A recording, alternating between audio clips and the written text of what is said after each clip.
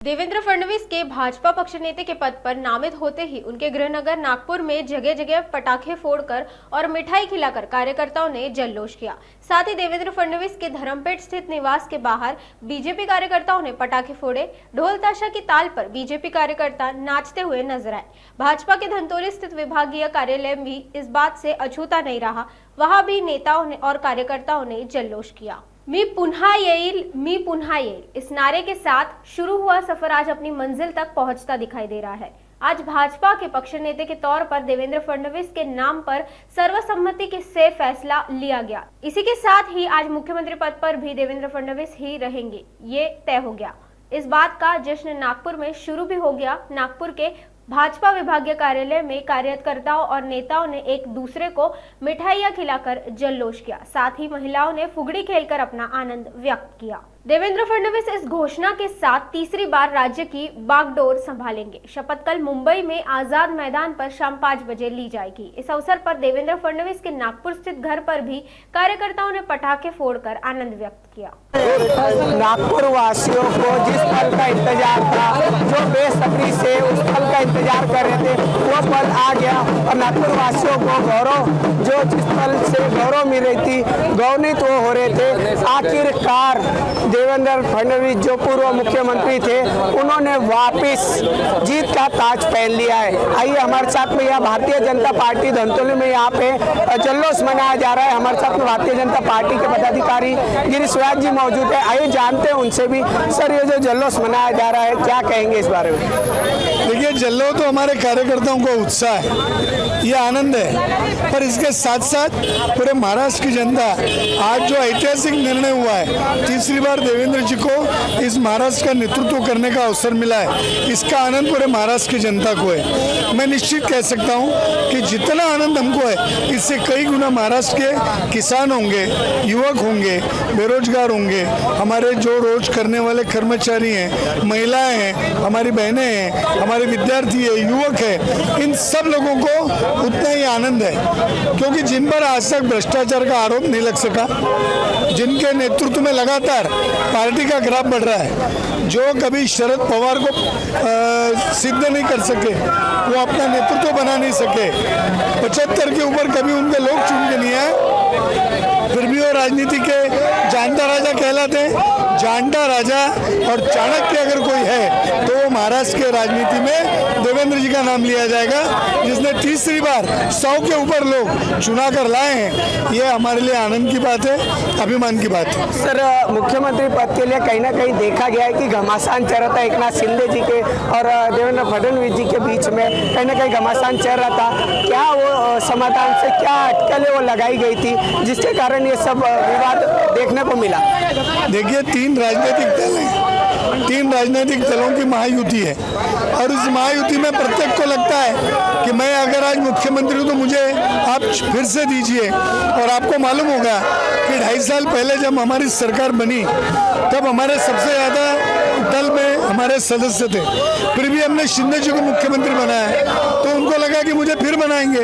तो ये कोई गैरवाजिबी नहीं था, उनका भाव बिल्कुल सरल था। पर उन्होंने एक बार जो पार्लियामेंट्री बोर्ड ने निर्णय लिया दिल्ली में, उसको उन्होंने स्वीकार कर लिया।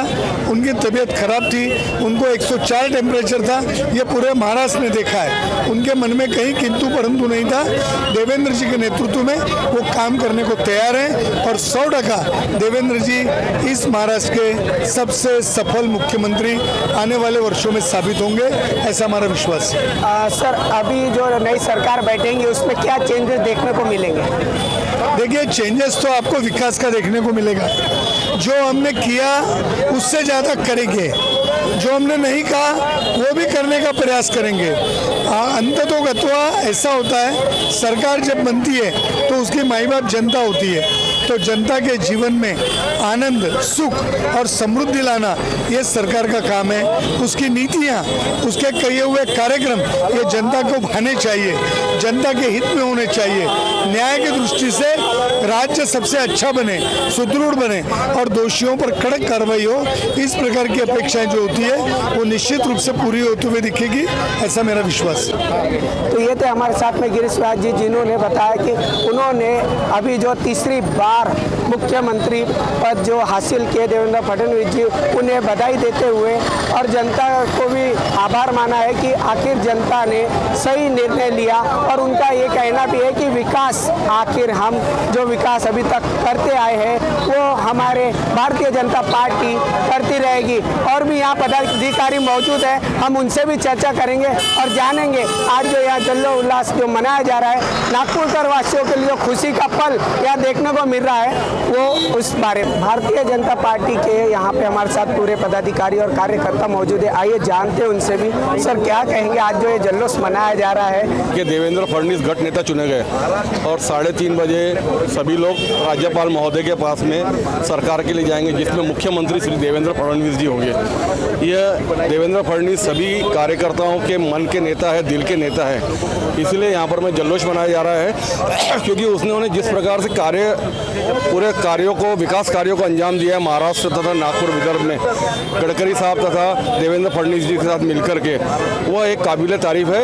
और पिछले बार 5 साल का मुख्यमंत्री बनकर उन्होंने पूर्णकालिक मुख्यमंत्री बनकर के अपना कार्य किया है, वह भी एक रिकॉर्ड तोड़ मुख्यमंत्री है। आनंद का विषय है कि महाराष्ट्र में दूसरी बार मुख्यमंत्री के नाते काम करने का अवसर माननीय देवेंद्र जी फडणवीस को मिला, वो उनके काम के आधार पर मिला है। 2.5 साल वो मुख्यमंत्री पद पर काम कर रहे थे। ये 2.5 साल के दरमियान समूचे महाराष्ट्र का प्रवास उन्होंने किया। बूथ स्तर से कार्यकर्ता को लेकर ऊपरी स्तर के कार्यकर्ता, युवा मोर्चा, महिला आघाड़ी, सभी आघाड़ियों को कार्यकर्ता को एक प्रकार से प्रेरणा दी कि महाराष्ट्र में फिर से एक बार भारतीय जनता पार्टी और महायुति का शासन आ सकता है। उन्हीं की दिशा निर्देशन में समूचे कार्यकर्ताओं ने परिश्रम किए। उसी परिश्रम का एक परिपाक है कि महाराष्ट्र में दोबारा भारतीय जनता पार्टी और महायुति का शासन आया और दूसरी बार माननीय देवेंद्र जी फडणवीस से मुख्यमंत्री बनने जा रहे हैं। हमारे सभी नागपुर वासियों के लिए बहुत आनंद का विषय है और निश्चित रूप से इनके दिशा निर्देशन में, इनके मुख्यमंत्री पद के कार्यकाल में महाराष्ट्र का विकास चौमुखी होगा। हम यहाँ अभी खड़े हैं बीजेपी कार्यालय में, आप देख सकते हैं भारतीय जनता पार्टी का जो कार्यालय है धनतोली में। यहाँ पे पीछे देख सकते हैं कि कार्यकर्ता पदाधिकारी किस तरीके से यहाँ पे जो मुख्यमंत्री जो देवेंद्र फडणवीस जी को बनाया गया है उसके ऊपर से यहाँ पे जल्लोष यहाँ देखने को मिल रहा है। और भी यहाँ पे जो कार्यकर्ता यहाँ पे मौजूद है, आप देख सकते हैं कि किस प्रकार से ये खुशियाँ मनाई जा रही है और पूरे नागपुर वासियों के लिए ये खुशियों का पल देखने को मिलता है।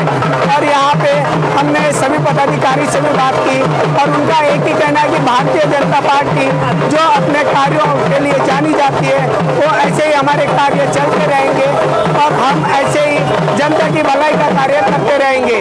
कैमरामैन वीरेंद्र खोबरागढ़ के साथ सुरेंद्र सिंह नागी, नागपुर समय, नागपुर।